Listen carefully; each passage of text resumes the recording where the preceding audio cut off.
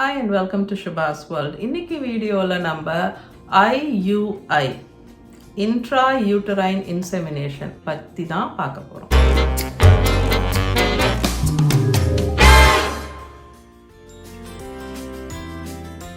வீடியோட டீடைல்ஸ்க்கு போறதுக்கு முன்னாடி ஷவுட் அவுட் டைம்.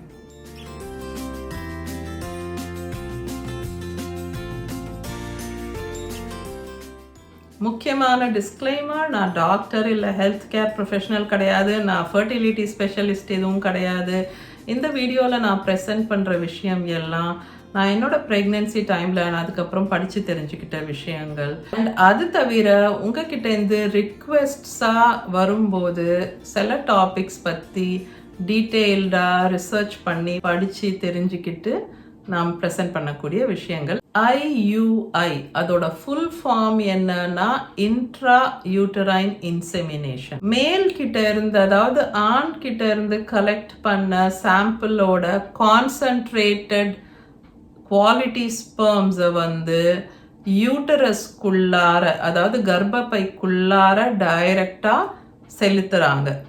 அதுதான் இந்த IUI. டீட்டெயில்ஸ்க்கு போகிறதுக்கு முன்னாடி நிறையா பேர் வந்து நீங்கள் இங்கிலீஷில் நிறையா சொல்கிறீங்க, ஸோ எங்களுக்கு புரியலை அப்படின்னு சொல்கிறாங்க. நான் என்ன நினைக்கிறேன்னா, இந்த அளவுக்கு பேசிக் இங்கிலீஷ் டேர்ம்ஸ் வந்து நீங்கள் தெரிஞ்சுக்கிறது வந்து நல்லது. பிகாஸ் இந்தியாலையுமே எல்லா டாக்டர்ஸ் ரிப்போர்ட்டும், எல்லா டாக்டர் நோட்ஸும், அல்ட்ராசவுண்ட் போனீங்கன்னா அந்த ரிப்போர்ட், பிளட் டெஸ்ட் போனீங்கன்னா அந்த ரிப்போர்ட் எல்லாமே இங்கிலீஷில் தான் இருக்க போகுது. அடிப்படையாக தெரிஞ்சுக்க வேண்டிய இங்கிலீஷ் வேர்ட்ஸ் நீங்கள் தெரிஞ்சுக்கிறது தான் உங்களுக்கு நல்லது. இல்லைனா உங்களுக்கு அந்த ரிப்போர்ட்டை பார்க்கும்போது தலையும் புரியாது, காலும் புரியாது. ஸோ உங்களோட நாலேஜை வளர்த்துக்கோங்க.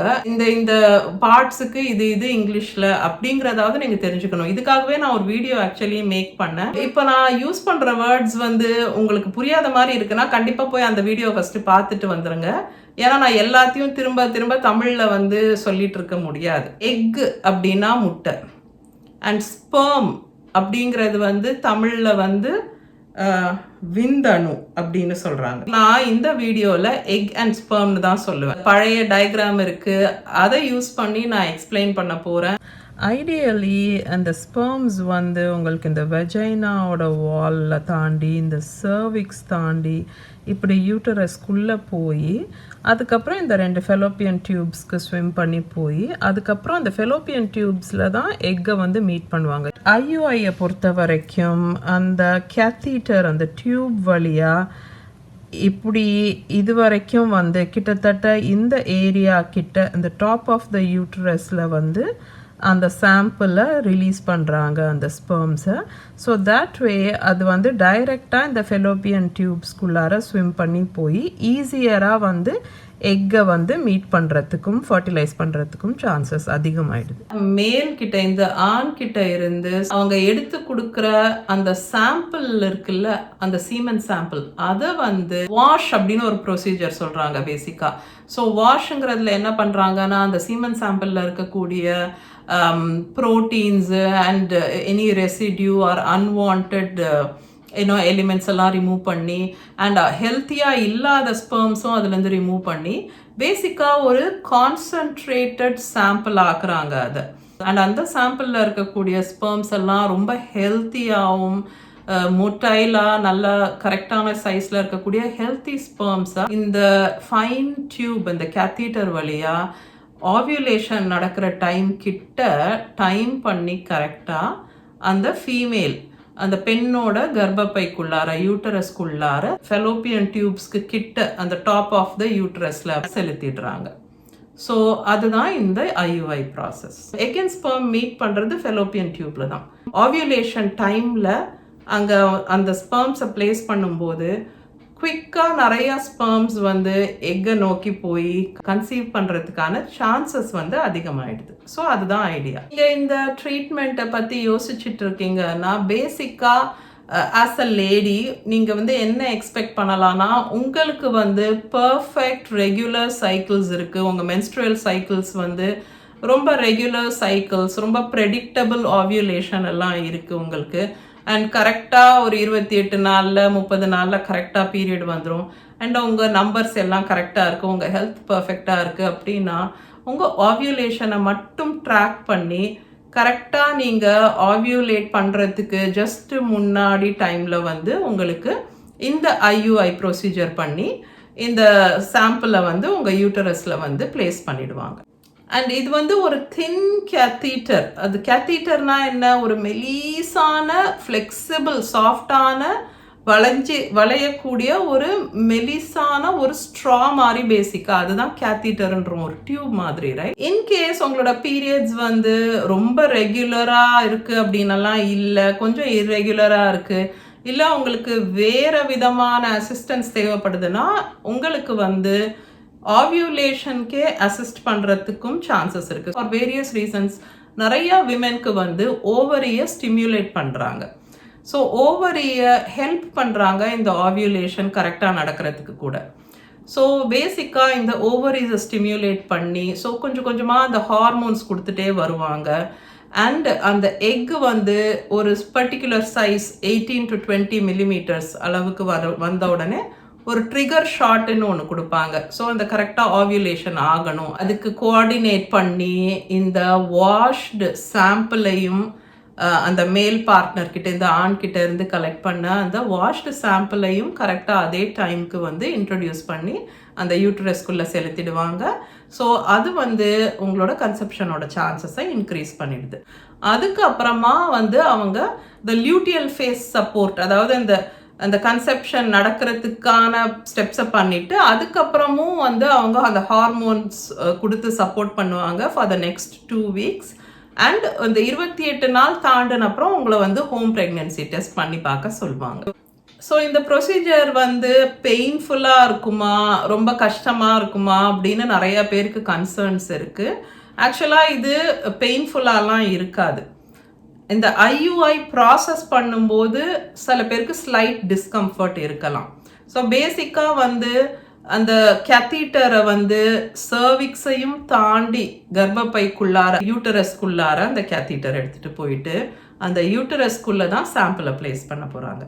ஸோ அந்த கேத்தீட்டர் இன்சர்ட் பண்ணுற அந்த ப்ராசஸ் வந்து கொஞ்சம் டிஸ்கம்ஃபர்ட் இருக்கலாம், கொஞ்சம் அன்கம்ஃபர்டபுளாக இருக்கலாம். அப்படியே வலிக்குமா, ரொம்ப கஷ்டமா அப்படியெல்லாம் எதுவுமே கிடையாது. எந்த விதமான உங்களுக்கு இன்ஜெக்ஷன்ஸோ இல்லை ஃப்ரீசிங்கோ இல்லை அனஸ்டேஷியாவோ அதெல்லாம் எதுவுமே தேவை கிடையாது. இது ஒரு OPD ப்ரொசீஜர் தான்.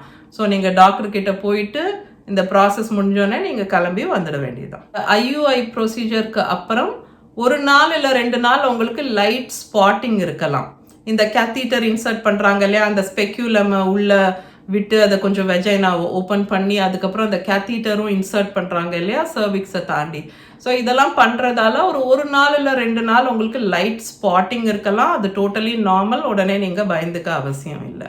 இந்த ப்ரொசீஜர் வந்து யார் யாருக்கு பெஸ்ட்டு இல்லை யார் யாருக்கு பெனிஃபிஷியல் அப்படின்னு நீங்கள் பார்த்தீங்கன்னா அன்எக்ஸ்பிளைன்டு இன்ஃபர்டிலிட்டி இருக்க கப்புள்ஸ்க்கு இது ரொம்ப ஹெல்ப்ஃபுல்லாக இருக்கும்.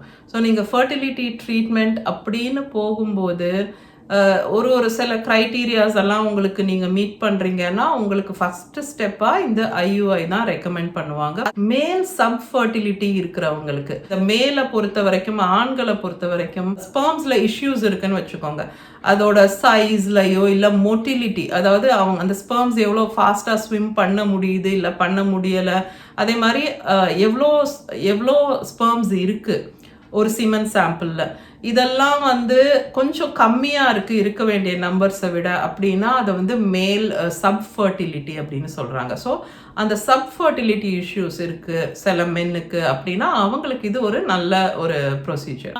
பெண்களுக்கு விமெனில் வந்து சர்விக்ஸில் இஷ்யூஸ் இருக்குது வச்சுக்கோங்க. ஸோ இந்த சர்விக்ஸ் எது சொல்கிறோம், கர்ப்பப்பையோட வாயை தான் சர்விக்ஸ்னு சொல்கிறோம். ஸ்பெர்ம் வந்து பேசிக்காக ஸ்விம் பண்ணி சர்விக்ஸையும் தாண்டி அந்த ஓவியுலேஷன் போது போகும். பட் சர்விக்ஸில் இஷ்யூஸ் இருக்குது, சர்விக்ஸில் வந்து இன்ஃப்ளமேஷன் இல்லை இன்ஃபெக்ஷன் இருக்குது, ப்ராப்ளம் இருக்குது அப்படின்னா அந்த சர்விக்ஸை தாண்டி அந்த ஸ்பெர்ம்ஸ் போக முடியாது கர்ப்பப்பைக்குள்ளார. அப்போ ப்ரெக்னென்சி நடக்கிறது கஷ்டமாயிடும். ஸோ லேடிஸ்க்கு இந்த மாதிரி சர்விக்ஸில் இஷ்யூஸ் இருக்குது அப்படின்னா அவங்களுக்கு இது ஒரு நல்ல ஆப்ஷன். சில சமயம் கப்புள்ஸ்க்கு வந்து காய்டல் இஷ்யூஸ் இருக்கும். காய்டல் இஷ்யூஸ்ங்கிறது என்னன்னா சேர்ந்து இருக்கும்போது வரக்கூடிய இஷ்யூஸ். மேல்கா இருந்தாலும் சரி, ஃபீமேல்கா இருந்தாலும் சரி, அது வந்து ஒரு ரேஞ்ச் ஆஃப் இஷ்யூஸ் இருக்கு. நம்ம அதோட டீட்டெயில்ஸ்ல போறது இல்லை. பட் சேர்ந்து இருக்கிறதுலயே வந்து பிரச்சனை அப்படின்ற சுச்சுவேஷன்ல இருக்க கப்புளுக்கு வந்து இது ஒரு நல்ல ஆப்ஷன். சில லேடிஸ்க்கு வந்து அந்த சீமென்ல இருக்கக்கூடிய புரோட்டீன்கே அலர்ஜி இருக்கும். ஸோ அப்படி இருக்கும்போது அவங்க உடம்பு டக்குன்னு ஒரு இம்யூன் ரெஸ்பான்ஸ் ஆரம்பிச்சு அதை வந்து ரிஜெக்ட் பண்ண ஆரம்பிச்சிடும். இந்த IUI வந்து ஒரு கிரேட் ஆப்ஷன். எண்டோமெட்ரியோசிஸ் அப்படின்னு ஒரு கண்டிஷன் இருக்கு. அந்த கண்டிஷன், அந்த ப்ராப்ளம் உங்களுக்கு இருக்குனாலும் உங்களுக்கு இந்த IUI வந்து ஒரு கிரேட் ஆப்ஷன்.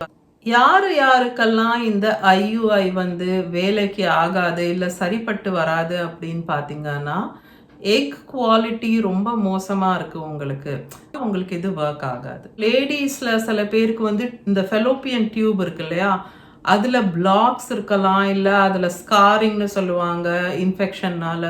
ஸோ அந்த மாதிரி அந்த ஃபெலோப்பியன் டியூபல் இஷ்யூஸ் இருக்குது உங்களுக்கு அப்படின்னா உங்களுக்கு வந்து இந்த IUI ப்ரொசீஜர் ஒர்க் ஆகாது. அதே மாதிரி ரொம்ப ஓல்டர் கப்புள் நீங்கள், அதாவது போத் ஹஸ்பண்ட் அண்ட் ஒய்ஃப் வந்து 40+ ஏஜில் இருக்கீங்க அப்படின்ற மாதிரி கொஞ்சம் ஓல்டர் கப்புள்ஸாக இருக்கிறவங்களுக்கும் இது வந்து அவ்வளோ ரெக்கமெண்டட் கிடையாது. இந்த IUI ப்ரொசீஜருக்கு ஏதாவது ரிஸ்க்ஸ் இருக்கா அப்படின்னு கேட்டிங்கன்னா, just like with any procedure இதோட இன்ஃபெக்ஷன் ஆகக்கூடிய சான்சஸ் வந்து ஸ்லைட்லி ஹையராக இருக்குது. அந்த ஒரு ரிஸ்க் இருக்குது. ரெண்டாவது ரிஸ்க் வந்து உங்களுக்கு மல்டிபிள் ப்ரெக்னன்சிஸ்க்கான சான்சஸ் ஏன் இருக்குன்னா, ஓவரிஸை ஸ்டிமியூலேட் பண்ணும்போது மோர் தென் 1 எக் ரிலீஸ் ஆகிறதுக்கு சான்சஸ் இருக்குது. அண்ட் அந்த மாதிரி சுச்சுவேஷனில் மல்டிபிள் ப்ரெக்னன்சிஸ்க்கான சான்சஸ் இருக்குது. அடுத்த குவெஸ்சன் வந்து இதோட சக்ஸஸ் ரேட் என்ன? ஸோ ஒரு தடவை பண்ண உடனே இது வந்து கரெக்டாக ஒர்க் ஆகிட போதா, இல்லை எவ்வளோ சக்ஸஸ்ஃபுல் இது அப்படின்னு கேட்டிங்கன்னா, இது வந்து ஒரு 15 to 20% இதோட சக்ஸஸ் ரேட்னு சொல்கிறாங்க. ஸோ யூஸ்வலாக ஒரு கப்புளுக்கு வந்து somewhere between 4 to 6 cycles of IUI கூட தேவைப்படலாம். ஸோ இது வந்து நீங்கள் யோசிச்சு பார்த்தீங்கன்னா, நேச்சுரலாக கன்சீவ் பண்ணுறதுக்கு ட்ரை பண்ணுறாங்களே அந்த மாதிரி தான் இது. பட் இன்னும் ஒரு ஸ்டெப், கொஞ்சம் ஒரு சின்ன ஒரு ஹெல்ப். ஸோ ஒரு சின்ன ஒரு ஹெல்ப், ஒரு பூஸ்ட் கொடுத்தாலும் கண்டிப்பாக ஒரு தடவையிலேயே கன்செப்ஷன் நடந்துரும் அப்படின்ற கேரண்டி யாரும் கொடுக்க முடியாது. ஸோ நேச்சுரல் கன்செப்ஷனுக்கு ரொம்ப க்ளோஸான ஒரு விஷயம் தான் எக்ஸ்பெக்ட் பண்ணுறாங்க ஆஃப்டர் தி IUI ப்ரொசீஜர். இது வந்து ஒரு ஃபியூ சைக்கிள்ஸ் தேவைப்படலாம். ஸோ யூஸ்வலி ஒரு 4 to 6 சைக்கிள்ஸ் ஆஃப் IUI தேவைப்படலாம். இதோட காஸ்ட் எவ்வளோ, இதோட செலவு எவ்வளோ அப்படின்னு பார்த்தீங்கன்னா, இது வந்து 10,000 rupees அப்படின்னு சொல்கிறாங்க. இது வந்து ஒரு ஆவரேஜ் காஸ்ட் தான். இதை விட கொஞ்சம் கூட குறைச்சி இருக்கலாம், டிபெண்டிங் ஆன் நீங்கள் எந்த கிளினிக் போகிறீங்கன்னு. இந்த மாதிரி கரெக்டாக ஆவியுலேஷன் டைமில் அந்த நல்ல ஹெல்த்தி ஸ்பெர்ம்ஸை அந்த ஃபெலோப்பியன் டியூப் கிட்ட வச்சிடுறாங்க. அப்படி அதுவும் கான்சன்ட்ரேட்டடாக ஒரு 5 million ஸ்பெர்ம்ஸ் கிட்ட வந்து அதை கொண்டு போய் அங்கே வைக்கிறாங்க. அப்படி இருக்கும்போது ஏன் கன்செப்ஷன் நடக்க மாட்டேங்குது இல்லை அப்படின்னு நீங்கள் யோசிக்கலாம். ஆக்சுவலி நேச்சுரலாகவே நீங்கள் பார்த்தீங்கன்னா, எல்லாம் கரெக்டாக நம்ம பிளான் பண்ணி பண்ணோன்னா கூட அப்போ உடனே கன்சீவ் ஆகும் அப்படின்ற கேரண்டி கிடையாது.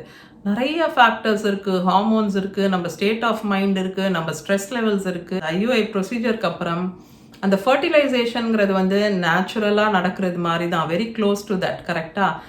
அதுக்கு அப்புறமா இம்ப்ளான்டேஷன் நடக்கணும். ஸோ கன்செப்ஷன் நடந்த அப்புறமும் அந்த கருங்கிறது வந்து ஹெல்த்தியாக இருந்ததுன்னா உருண்டு வந்து அந்த யூட்ரஸோட கண்டிஷன்ஸ் நல்லா இருக்கணும். அண்ட் அது வந்து பதிஞ்சு வளரணும். அந்த இம்ப்ளான்டேஷன் அப்படின்னு சொல்கிறோம் இல்லை, அந்த ஒரு முக்கியமான ப்ராசஸ் நடக்கணும். ஸோ இது ரெண்டும் நடக்கும்போது தான் ப்ரெக்னென்சி ஆகுது. சில சமயம் ஃபர்டிலைசேஷன் ஆகாமல் போகலாம், சில சமயம் ஃபர்டிலைசேஷன் ஆனாலும் இம்ப்ளான்டேஷன் நடக்காமல் கூட போகலாம். இது வந்து நேச்சுரலாகவே வந்து மிஸ் ஆகலாம், இல்லைனா டியூப்ஸில் வந்து ஏதாவது இஷ்யூஸ் இருக்கலாம், இல்லை யூட்ரஸோட லைனிங்கில் இஷ்யூஸ் இருக்கலாம். So for any reason or for no reason at all அந்த கன்செப்ஷன் வந்து நடக்காமல் போகிறதுக்கும் வாய்ப்பு இருக்குது. ஸோ இந்த IUIங்கிறது ஏன் ஃபெயில் ஆகுது, எப்படி ஃபெயில் ஆகலாம்னா அதுக்கு இதுதான் ரீசன். ஸோ IUI பற்றி எல்லாம் கவர் பண்ணிட்டேன் அப்படின்னு நான் நினைக்கிறேன். ஏதாவது இன்ஃபர்மேஷன் உங்களுக்கு மிஸ் ஆயிடுச்சு, இல்லை ஏதாவது வேறு கொஷின்ஸ் ஆர் டவுட்ஸ் இருக்குன்னா நீங்கள் கமெண்ட்ஸில் கேளுங்க. நான் எல்லா கமெண்ட்ஸுக்கும் ரெஸ்பாண்ட் பண்ணுவேன். ஓகே, ஸோ இந்த வீடியோக்கு அவ்வளோதான். நான் அவங்க எல்லாரையும் இன்னொரு வீடியோவில் பார்க்குறேன். Until then take care.